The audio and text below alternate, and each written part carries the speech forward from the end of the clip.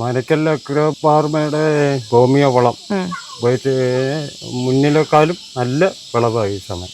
നല്ല വലിപ്പം വരും. കൊത്തില് 30-35 കാ വീതം പിടിക്കും.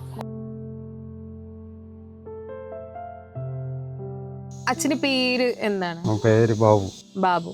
ഇത് എത്ര ഏക്കറിലാണ് ഇവിടെ കൃഷി നടക്കുന്നത്? കൃഷി 1 ഏക്കർ. മനക്കലിന്റെ ഹോമിയോ വളങ്ങൾ ഉപയോഗിച്ചതിന് ശേഷം ഏലകൃഷിക്ക് എത്രത്തോളം മാറ്റങ്ങള്?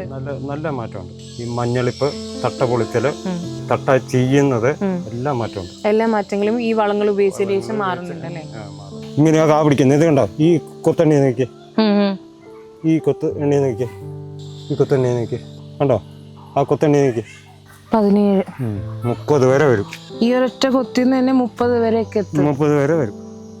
ഇത് എത്ര കാലം ഉപയോഗിക്കുന്നുണ്ട് ഈ മനക്കലിന്റെ ഈ ഒരു ഹോമിയോ വളം? 5 വർഷം അടുത്തായി ഉപയോഗിക്കാം. അതിന് മുന്നേ ഉണ്ടായിരുന്നതും ഇത് ഉപയോഗിച്ചതിന് ശേഷം ഉണ്ടായിരുന്ന നമ്മളൊരു വ്യത്യാസം എന്താണ്? മനക്കൽ അഗ്രോഫാർമയുടെ ഹോമിയോ വളം പോയിട്ട് മുന്നിലേക്കാളും നല്ല വിളവായി ഈ സമയം.